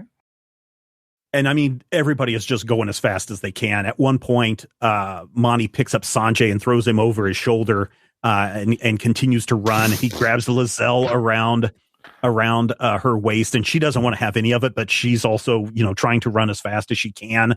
Let's see. Doc, you have no problem with your long legs moving as fast as you can. In fact, you very quickly take the lead. Dutch, you trip and fall a couple of times. At one point, you look back and you can just see the ground literally 3-4 feet away from you starting to collapse before you're able to scramble back up and beat feet away as you go. Valentino, you see that the woman that was the sacrifice is still kind of freaked out and doesn't know what's happening. With your 2 successes, you're able to kind of help her as well to keep away from the collapsing area. And Blisco, as much as you had no problem vaulting over the wall, you've spent many a times running through the fields, the cornfields, and the loose dirt. But this time the loose dirt just gets the best of you, trips you up multiple times. I think you've got a twisted ankle on this. But you are able to move fast enough to keep away. You feel like you have run a dead sprint for at least a minute, all of you. You're all exhausted on the other side. You turn around and you look. As you come to a stop, the ground has settled. There is just this big dust rising from this area that has collapsed. This evil has been put down. And you are all exhausted. You all take a minute and you're just breathing very, very heavily. My goodness, this was a lot. But Monty is sitting on the ground and he's laughing. And Sanjay comes up next to him and is laughing too and smacks him on the back. And Dr. Smith reaches into his jacket and he pulls out this crystal. And he's looking at it. And he's like, finally. And then he looks at it again. And he's like, wait a minute. This isn't crystal. This is turquoise. This isn't This isn't what we've been after, Sanjay. And then you hear Lizelle laugh.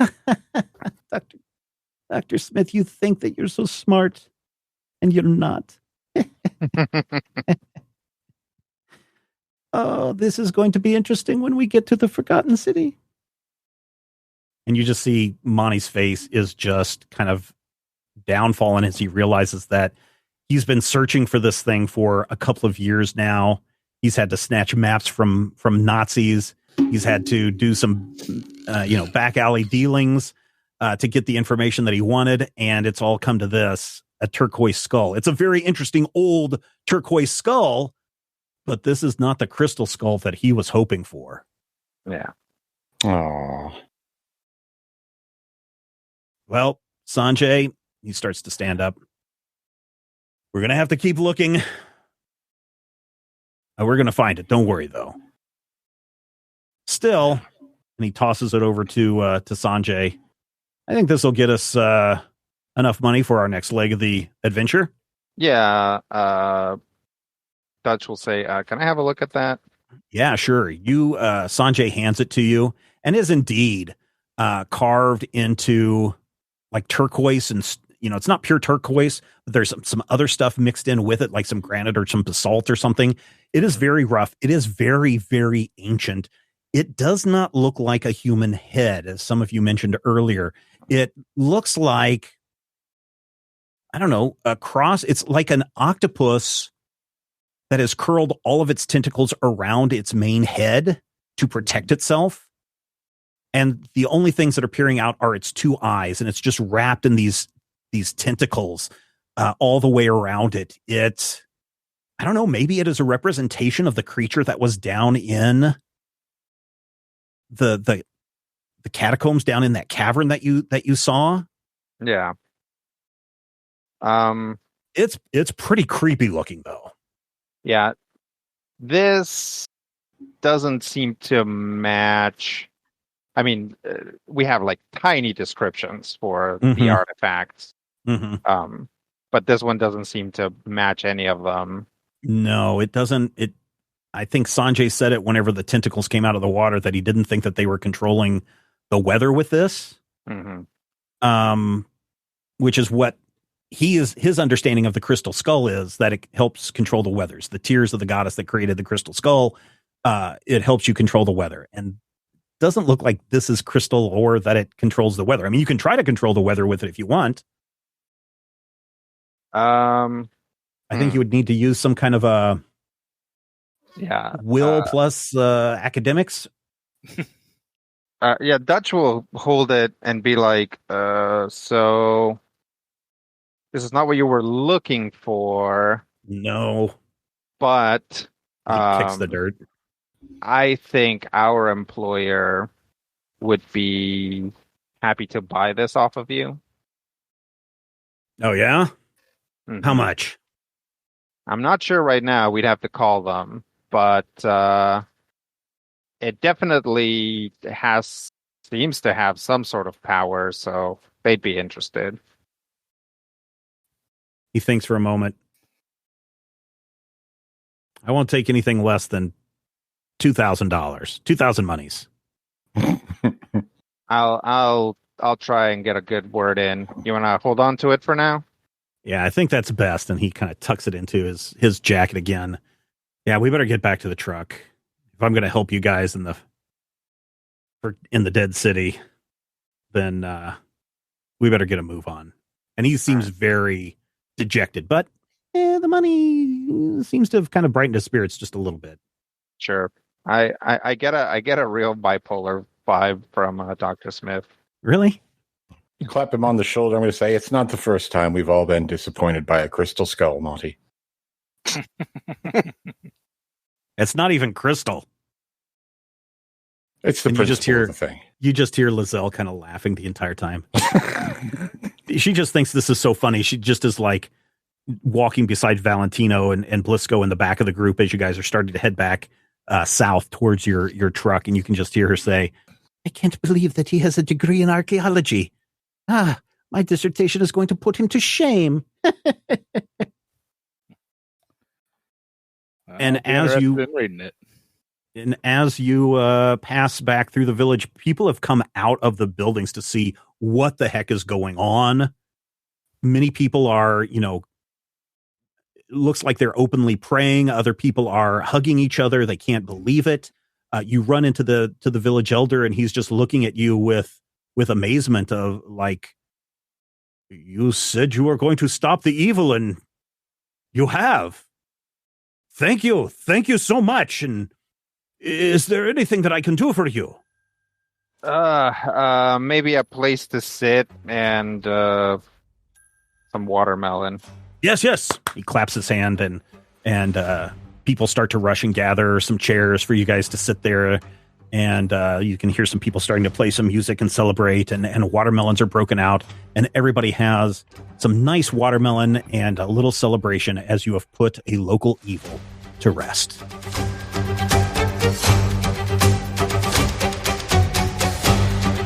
Critical Hit Punch All Nazis is a production of Major Spoilers Entertainment and was produced and edited by me, Steven Schleicher.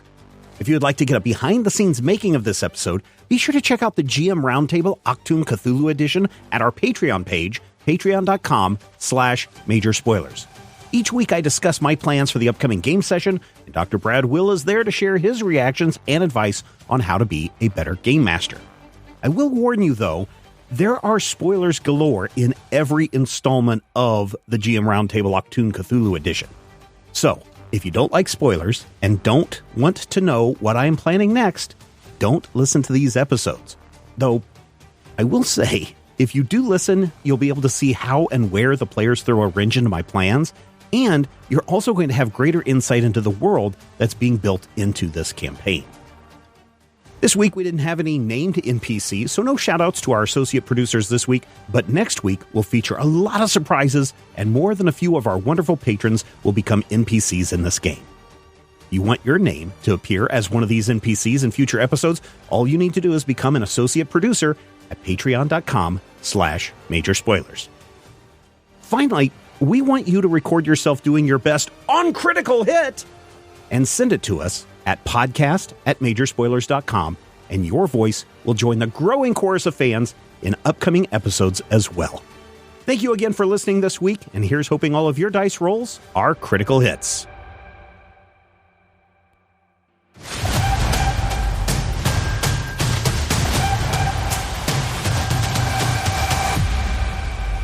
This podcast is copyright 2023 by Major Spoilers Entertainment, LLC.